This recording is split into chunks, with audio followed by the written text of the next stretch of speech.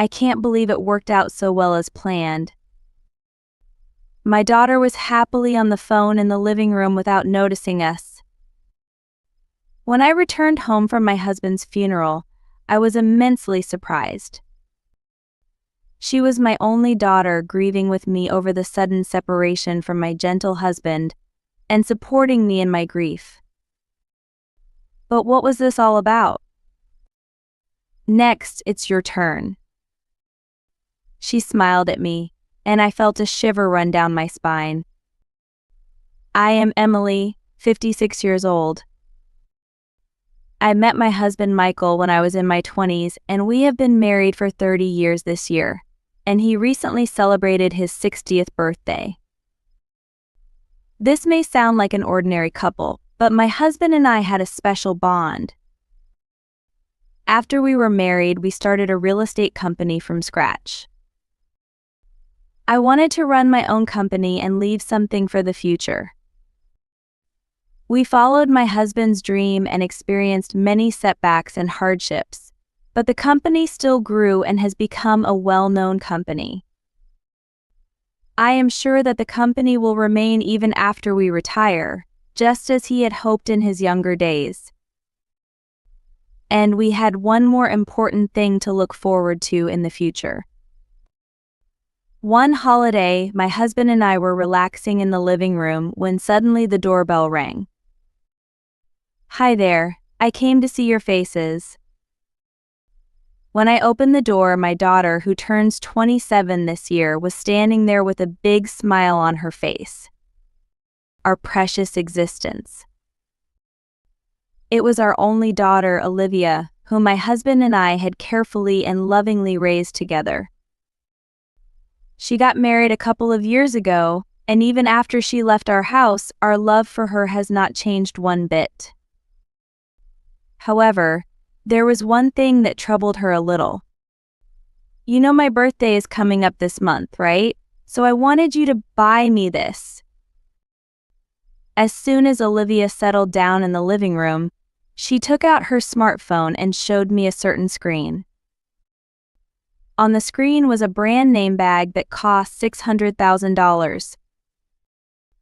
My husband and I couldn't help but raise our eyebrows and chide our daughter, whose eyes were sparkling.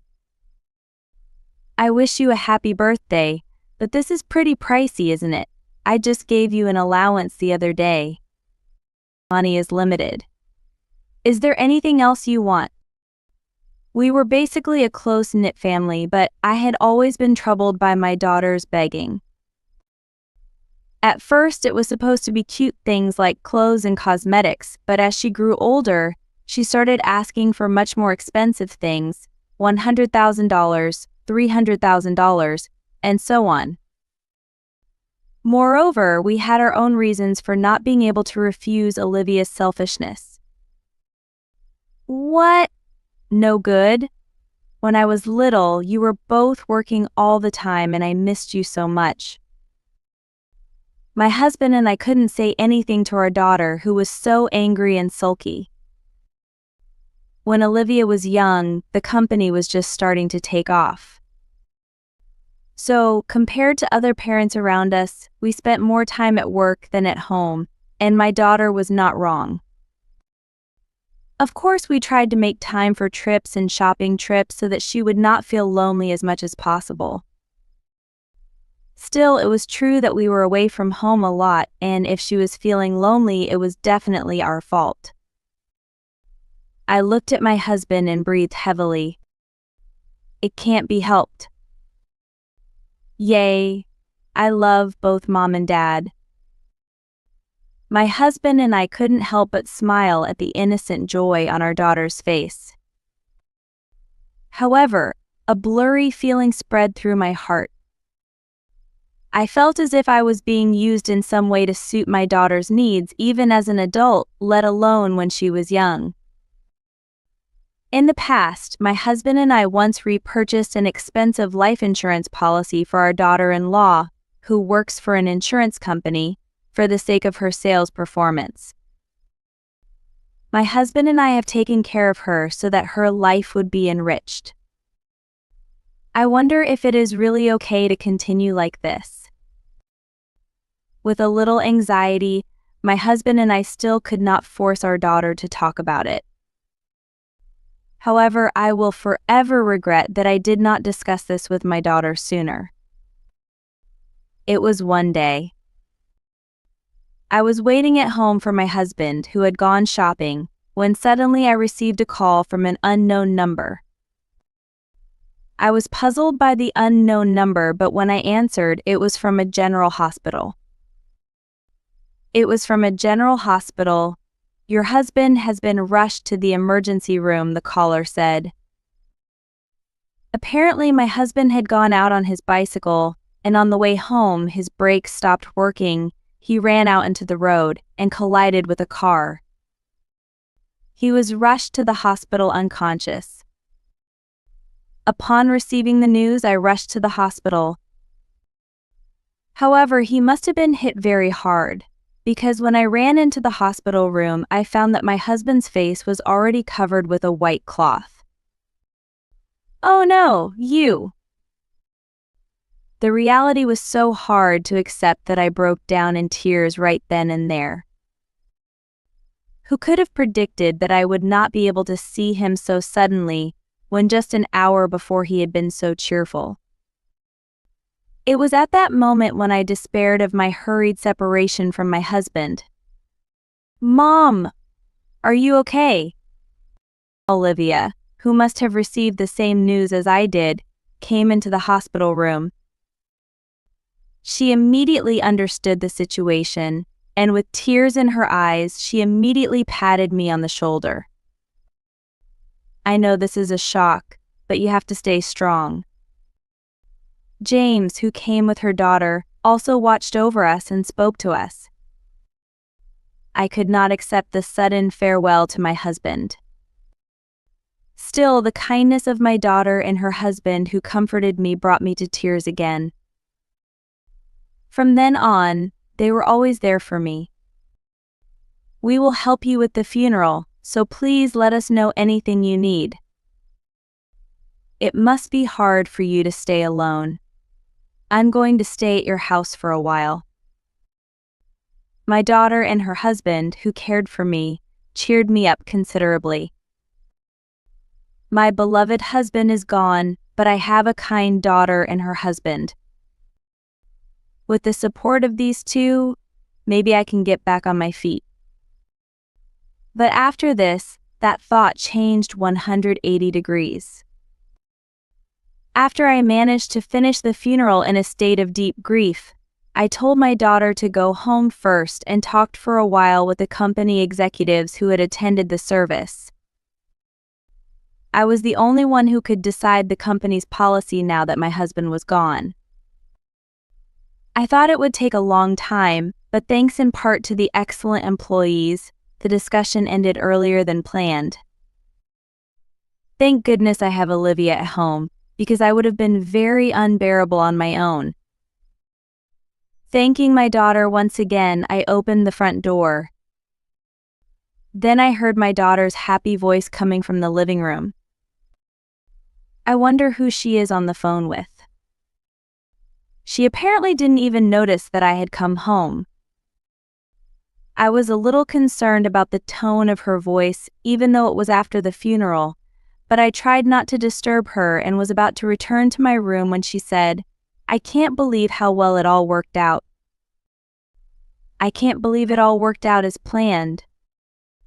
At that line, I looked up with a huff and stopped. I even heard my daughter's giggles and happy laughter. I had a bad feeling about this, so I approached the living room door. I had just made a little modification to the bike. Thanks to James's intrigue, I've won a lot of money. It seemed that James was the one Olivia was calling. If it was so easy, I should have done it earlier. I was absolutely mortified at my own daughter's nonchalance. The fact that both of them were involved in my husband's accident. I couldn't stop shaking and found myself crying. It's not true. It can't be true. I denied it in my mind, but at the same time, my eyes went black as I remembered that my daughter was the beneficiary of my husband's life insurance policy. Did the two of them have put their hands on my beloved husband by encouraging him to buy an expensive life insurance policy for this purpose? Well, now it's my mother's turn. You won't have to take care of her in the future when you're both gone, so you kill two birds with one stone. It was the most devilishly nasty voice I had ever heard from my daughter. Could this really be the child that my husband and I had raised so lovingly? I certainly regret that I have spoiled her too much. But that does not stop me from saying that this is just too much. I finally got out of the house and wandered aimlessly around the city.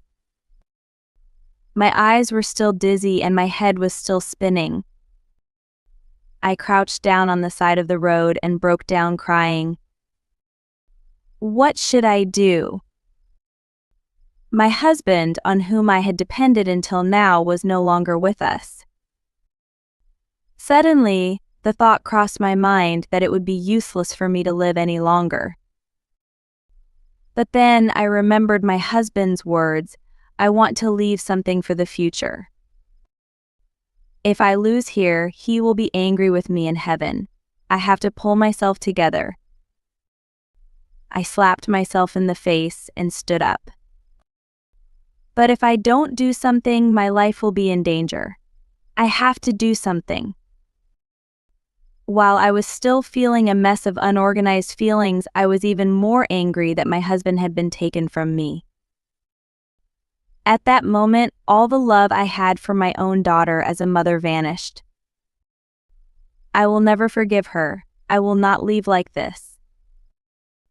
Like this, I set out to hunt down my daughter and her husband. Then, a few weeks after the funeral. During this time, as I had declared, Olivia was staying at my parents' house and I had been spending time with her with a nonchalant look on my face. If I didn't know any better, I would have been grateful just to be with her, but she just stayed and did no housework of any kind. But on that day, for some reason, Olivia was smiling and offering me a cup of coffee. Drink this and relax. I stared at her face and then looked at the cup of coffee. It is rare for Olivia to be this attentive to me, so I guess the right thing for a mother to do would be to drink the coffee gratefully. However, there was a reason why I could not do so. I'm going out in the garden. I stood up without touching the coffee my daughter had brewed for me. Olivia followed me in surprise. Where are you going, Mother? Look, your coffee is getting cold. I shook off her hand, which was clinging to mine, and without stopping, I walked rapidly toward the garden. Then, as I was approaching the back of the house, I saw someone and stopped. I knew it. I looked next door and saw Olivia frozen in place, her face bloodied. Her reaction told me everything I needed to know, so I grabbed a clear plastic bottle and turned to the person who was also frozen in place. It was my son-in-law, James. Oh, mother-in-law. Hello. You don't have to hide anymore. I know what you are planning. Then he obviously swam his eyes. Oh no, what do you mean by plans? I smiled at her, who had been trying to play it innocently. What? What are you talking about? James also tried to cover it up and hurriedly hid the plastic bottle in her hand in her bag. I heard you guys talking over the phone on the day of the funeral. What she is about to say and holds her mouth in panic, but it's too late. In fact, for the past few days, I had been searching hard for evidence to expose their evil. If I questioned them about Olivia's phone call, they would not talk, and if I had misheard them, I would be in big trouble. and I still couldn't believe that my sweet daughter and her husband were involved in the accident that took their husband's life. But that thought was completely dashed. I could not believe that my own daughter and her husband could be thinking of something so horrible. "Oh, Mom, you've got it all wrong. We didn't do anything to offend you." I was not sure if I had looked so terrible. Olivia tried to calm me down with a tight smile, but I just stared at her. "I'm sorry, but I saw your phone." When I tried to gather evidence, the first thing that came to my mind was to steal a look at your cell phone. There must be something in there. So feeling bad, I quietly opened my cell phone while my daughter was sleeping. Then I found a sprawling description of a plan I didn't want to believe. "You looked at my cell phone without my permission." Olivia came at me with a look of anger on her face. "It's not fair of you to look at my phone without my permission. Who is the coward here, really?" She bit her lip in frustration. "There must be a misunderstanding. Maybe you misunderstood that we were talking about drama or something." "I'd be happy if it was a misunderstanding." I pulled a printout of their message out of my pocket. "All your horrible plans are still here. Plus, about your father." As soon as I said those words, frustration and anger welled up inside me at the same time. In fact, I had been frantically searching for any evidence of my husband's accident as well as this plan. "What in the world are you talking about? Don't try to fool me. The drive recorder had a perfect image of you." I pointed to our parked car for James, who was in a panic. My husband and I had just installed a new drive recorder in our car just a month before, just in case. We had purchased one that would record video not only when the car was moving but also when it was parked and not in motion. My husband had parked his bicycle right next to the car, and the drive recorder had a clear view of the bicycle as well. So I checked all the footage from a few days before his accident. I found a man and a woman approaching my husband's bicycle with flashlights in the middle of the night when there were hardly any pedestrians on the street. The two people were my daughter Olivia and son-in-law without a doubt. Did they have no idea that a state-of-the-art drive recorder was attached? The two were clearly seen working on her husband's bicycle, smiling, perhaps imagining that their plan had worked. The bicycle itself was wrecked by the impact of the hit, but the footage would be irrefutable proof of their involvement in the husband's accident. And hey, what's in that ... gasoline? Right. I pointed to the plastic bottle that my daughter-in-law had been holding, and he rushed to put it away in his bag. In fact, the message they had exchanged had even included the dreaded exchange of putting me to sleep with a sleeper and setting me on fire while I was in the middle of it. "No way. You were trying to make it look like I was committing suicide to go after him."